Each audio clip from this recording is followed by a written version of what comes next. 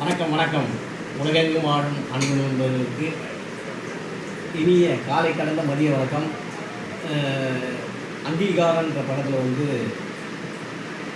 கலைஞர் வேடத்தில் எனக்கு வாய்ப்பு கொடுத்த டைரக்டர் ப்ரொடியூசர் அனைவருக்கும் நன்றி பேசுகிறேன். அதேமாரி அங்கீகாரம் படத்தில் தலைமை செயலகத்தில் செயலாளராக இருக்காங்க மேடம்.